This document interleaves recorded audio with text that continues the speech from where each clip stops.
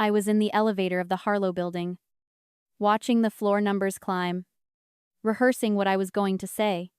My reflection in the steel doors looked composed, hair pulled back, blazer pressed, coffee in hand, but my stomach was doing something else. I had been awake since 4 a.m., running scenarios in my head, not because I had done anything wrong, because my brother had called a family realignment meeting. And in our family, those words never meant anything good.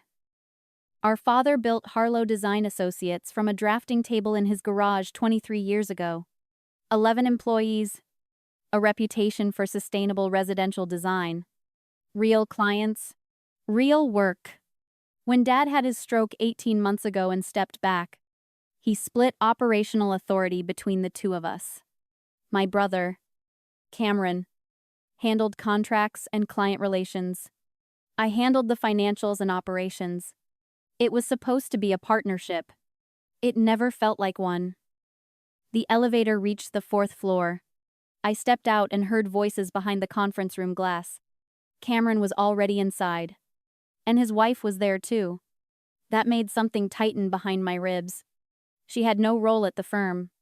Her being there was not an accident. My phone buzzed. I almost ignored it. I expected a calendar reminder.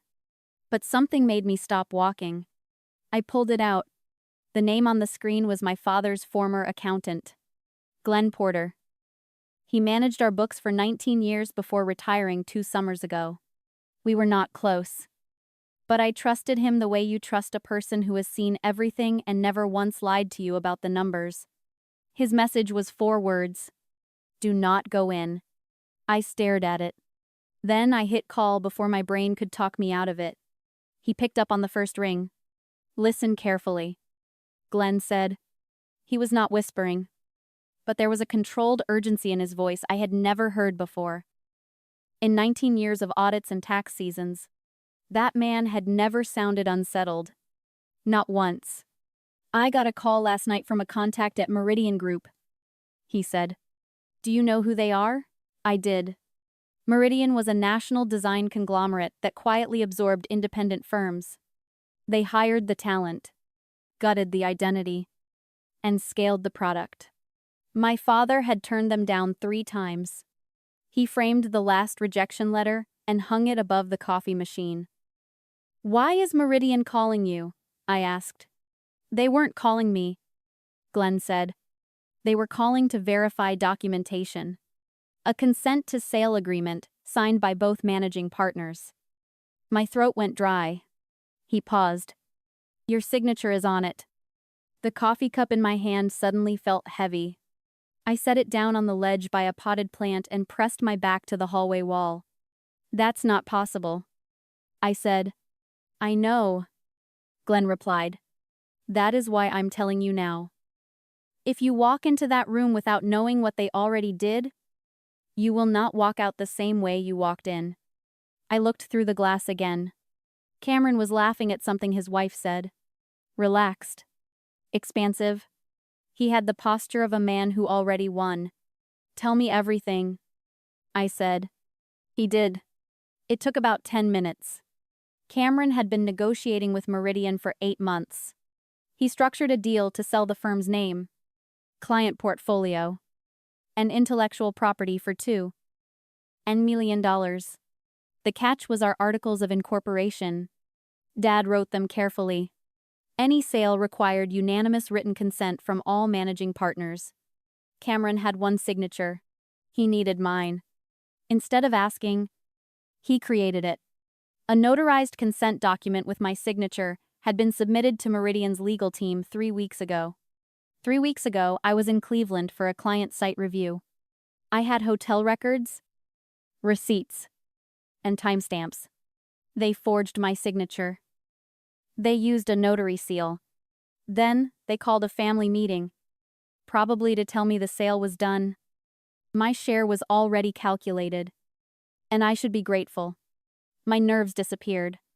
The fear drained out and left something colder, more precise. I have spent 6 years as a financial analyst before joining the firm.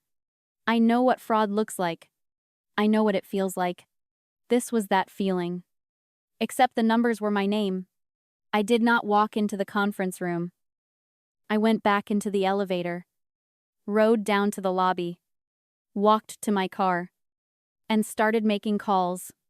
Call 1 was to an attorney I used 2 years earlier for a contract dispute. Sharp. Fast. She listened and told me to stop talking and start documenting. Call 2 was to Meridian's legal department. I introduced myself as a managing partner. I asked for the submission date and the notary seal number. They were helpful in the way people become helpful when they sense a fire spreading toward them. Notary records are public. It took me 40 minutes and bad vending machine coffee to find it. The seal number on the consent form belonged to a notary in Raleigh who reported her seal stolen 6 months ago. That was arrogance. Or stupidity. Or both. By Jivansh Permanis. M. I had a clean file folder. Timeline proving my location. The forged consent details. The compromised notary seal record. Meridian's confirmation email. Cameron texted me at 6:45 asking where I went. I told him something came up with a vendor, and I would reschedule. He sent a thumbs up emoji.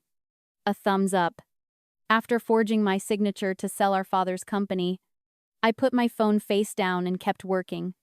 3 days later, my doorbell rang at 11 p.m. I checked the camera first. On my porch stood my nephew, Jace, 17. Gray hoodie. Backpack held in front of him with both hands like a shield. His eyes were red, like he had been crying and hated that you could tell. He doesn't know I'm here, he said. Come inside, I told him. I gave him water and whatever food I could find. Then waited. When he finally spoke, it came in fragments. Overheard conversations. Laptop screens left open by accident. Half sentences that sounded like nothing until you lined them up. Then it clicked into something that made my stomach turn. They did not just plan to sell the firm. They planned to frame me. Jace said his stepmother had a binder of documentation showing irregularities in the accounts I managed. Transfers I supposedly authorized. Vendor payments that did not reconcile. They were going to walk into that conference room and present me as the problem. The sale would be positioned as a rescue operation. A way to protect Dad's legacy from her.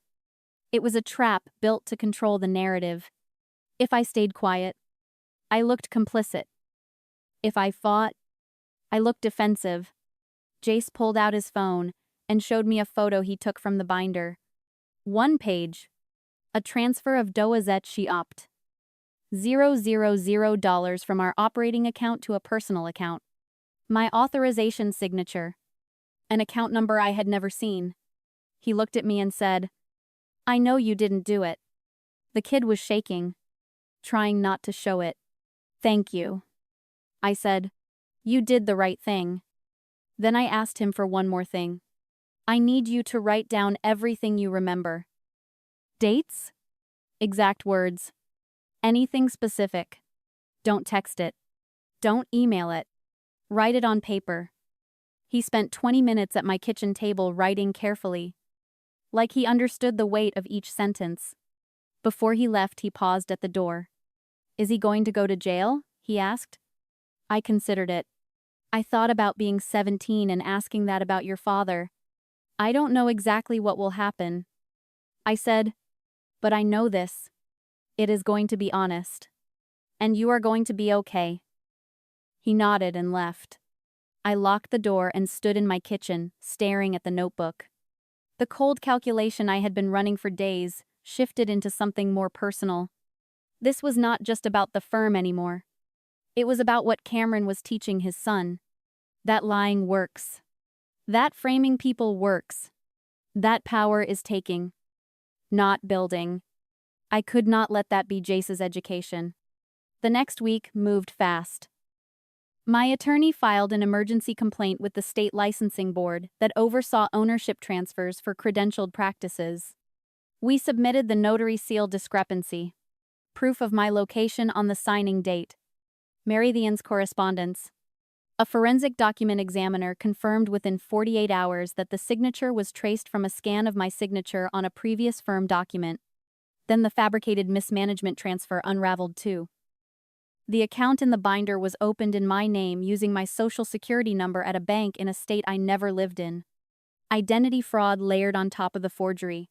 The $28,000 was moved by Cameron himself, using administrative access he expanded after Dad's stroke.